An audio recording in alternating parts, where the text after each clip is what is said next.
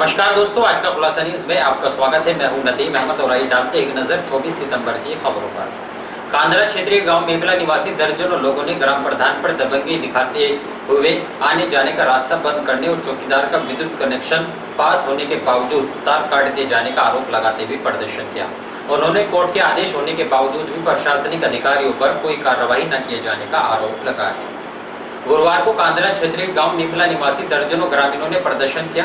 इस दौरान उन्होंने बताया कि गांव का ही मंगलपुत्र रामचंद एक चौकीदार है, जिसके घर से आने जाने का रास्ता कुछ लोगों अशोक, विजेंद्र, प्रेमपाल व देवी सिंह ने ग्राम प्रधान की दबंगियों के चलते बंद कर दिया है।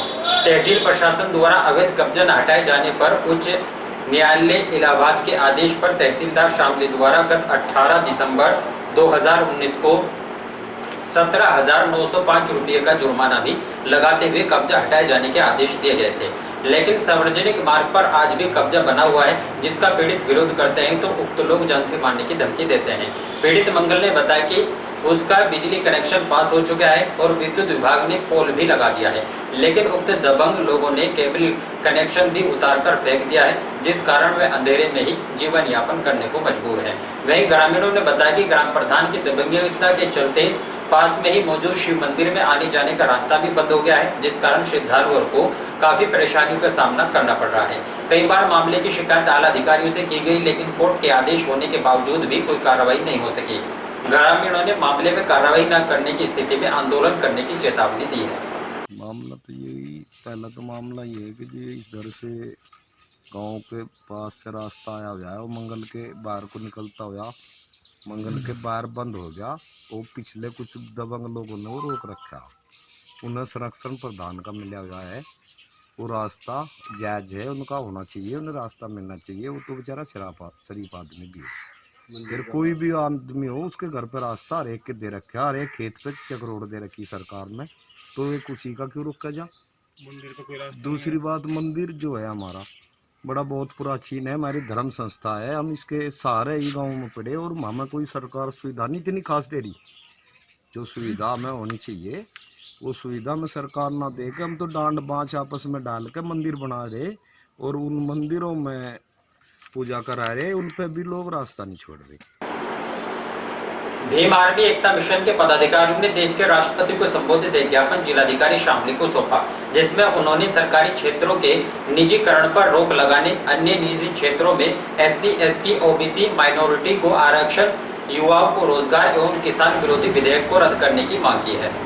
गुरुवार को भीम आर्मी एकता मिशन के आजाद पार्टी समाज के पदाधिकारियों ने दोनों ने संयुक्त रूप से शामली कलेक्ट्रेट में प्रदर्शन करते हुए देश के राष्ट्रपति को संबोधित एक ज्ञापन जिलाधिकारी शामली जसजीत कौर को सौंपा, जिसमें उन्होंने कहा कि समाज में कल्याणकारी राज्य की स्थापना सुनिश्चित करने के लिए भारतीय संविधान द्वारा समस्त नागरिकों को समान अधिकार दिए जाते हैं। साथ ही सदियों से सामाजिक बहिष्कार एवं शोषण के शिकार रहे वंचित समुदाय के लोगों को राष्ट्र एवं विकास की मुख्य धारा से जोड़ने के लिए आरक्षण का प्रावधान किया गया है। लेकिन अफसोस की बात है कि संविधान लागू होने के इतने वर्षों बाद भी किसी भी विभाग में इन वर्गों के निर्धारित आरक्षण आज तक पूरा नहीं किया गया। जिन जिन उपकरणों, संस्थानों, विभागों पे आरक्षण का प्रावधान है, वहाँ इन वर्गों का प्रतिनिधित्व जीरो है। क्योंकि निजी क्षेत्रों में आरक्षण नहीं है, इसलिए हर एक निजी कारण आरक्षण पर अध्यक्ष हमले के रूप में देखा जाना चाहिए। उन्होंने कहा कि वर्तमान केंद्र सरकार कल्याणकारी राज्य की अवधारणा को छोड़कर जातिवादी एवं पूंजीवादी व्यवस्था को देश पर थोप रही है, जिससे देश में कमजोर, शोषित, वंचित वर्ग के लोग लगभग बर्बादी की कगार पर खड़े हो जाएंगे। भाजपा सरकार ने उद्योगपतियों के हवाले रेलवे, बैंक, LIC, ONGC एवं अन्य सभी संस्थानों का निर्धारण करके पूंजीपतियों के आगे नतमस्तक होने में व्यस्त है। उन्होंने कहा कि निजीकरण की बढ़ती हुई प्रक्रिया का आलम यह है कि आज सरकार प्रशासन के क्षेत्रों में अधिकारियों की नियुक्ति लोक सेवा आयोग की परीक्षा से नहीं बल्कि लेटरल एंट्रीज के जरिए हो रही है। उन्होंने कहा कि राष्ट्र हित की भावनाओं को ध्यान में रखते हुए सरकारी संसाधनों का निजीकरण तत्काल प्रभाव से रोका जाए। निजी क्षेत्रों में अनुसूचित जाति, अनुसूचित जनजाति, अन्य पिछड़ा वर्ग एवं अल्पसंख्यक समुदाय को अनुपातिक प्रतिनिधित्व को सुनिश्चित किया जाए। आउटसोर्सिंग एवं संविदा जैसी छात्र विरोधी नीतियों को त्याग कर छात्रों, युवाओं को रोजगार सुनिश्चित किया जाए। सफाई कर्मचारियों की अस्थायी नियुक्ति को तत्काल प्रभाव से स्थायी नियुक्ति सुनिश्चित की जाए। वर्तमान सत्र में पास किए गए तीनों किसान विरोधी कृषि विधेयकों को तत्काल रूप से रद्द किया जाए। हमारी मांग है सरकार से, जो सरकार तानाशाही रवैया अपना रही है, लगातार विधेयक पास कर दिया है। एक तो किसानों के विरुद्ध में जो 3 विधेयक पास किए हैं, उनकी हमारी मांग है कि इनको वापस ले जाए, और लगातार हर विभाग का निजीकरण सरकार कर रही है। हमारी मांग है सरकार से कि निजीकरण बिल्कुल पूर्णतः बंद किया जाए। अगर निजीकरण और कानून विधेयक जो पास किया है सरकार नहीं इन लोगों को बंद करती है और बेरोजगारों को रोजगार नहीं देती है, तो हम लोग भीम आर्मी के बैनर तले इससे भी बड़ा आंदोलन करेंगे, जिला असेंबली बंद करेंगे, अपनी मांग रखेंगे, पूरे भारत में आंदोलन होगा। अगर हमारी मांग नहीं मानेगी, जो भी काम होगा वो संविधान के दायरे में होकर रहेगा। अगर हमारी मांग नहीं मानेगी तो जिम्मेदार जो भी हम आंदोलन करेंगे उसका शासन और प्रशासन होगा।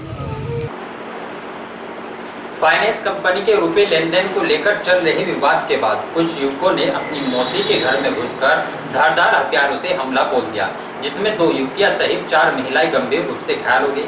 घायल महिलाओं ने कोतवाली पुलिस को तहरीर देकर मामले में जांच कर कार्रवाई किए जाने की मांग की है। शहर कोतवाली क्षेत्र के सरजीत कॉलोनी निवासी ओमकार का एक ठेली का व्यापार है। बताया जाता है कि उसने अपने रिश्तेदार बबलू निवासी कृष्ण नगर को एक गाड़ी फाइनेंस कंपनी से दिलाई थी, जिसके पिछले 11 माह की किस्त न भरने पर कंपनी संचालकों ने ओमकार पर दबाव बनाया, लेकिन रुपए न दिए जाने की स्थिति में ओमकार ने मामले की शिकायत कोतवाली पुलिस को की। पुलिस ने दोनों पक्षों में समझौता कराने का प्रयास किया, लेकिन आरोप है कि गुरुवार दोपहर जब ओमकार की मां बर्मी, पत्नी लक्ष्मी तथा पुत्रिया सोनिया व तन्नू घर पर बैठे खाना खा रही थी, तभी मौसी के लड़के बबलू, सूरज तथा बालेश पत्नी नीरज घर में घुस आए और धारदार हथियारों से हमला बोल दिया, जिसमें दोनों युवतियां सहित 4 महिलाएं गंभीर रूप से घायल हो गए। बाद में हमलावर युवक मौके से जान से मारने की धमकी देकर फरार हो गए। पीड़ित महिला ने कोतवाली पुलिस को मामले की जानकारी दी और अपनी डॉक्टरी परीक्षण कराने के बाद आरोपी युवकों के खिलाफ कार्रवाई किए जाने की मांग की है। रालोद कार्यकर्ताओं की एक बैठक जिला कार्यालय पर आयोजित की गई। बैठक में पार्टी हाईकमान के आदेश पर आगामी 1 अक्टूबर को किसानों विरोधी विधेयक को रद्द करने की मांग करते हुए शामली कलेक्ट्रेट में विशाल धरना प्रदर्शन करने का निर्णय लिया गया है। गुरुवार को शहर के माजर रोड स्थित रालोद कार्यालय पर जिलाध्यक्ष योगेंद्र सिंह चेयरमैन की अध्यक्षता में एक बैठक का आयोजन किया गया। बैठक को संबोधित करते हुए उन्होंने कहा कि राष्ट्रीय अध्यक्ष चौधरी अजीत सिंह, उपाध्यक्ष जयंत चौधरी के निर्देशानुसार केंद्र सरकार द्वारा पारित किए गए कृषि अध्यादेश के विरोध में आगामी 1 अक्टूबर को शामली कलेक्ट्रेट में विशाल धरना प्रदर्शन किया जाएगा।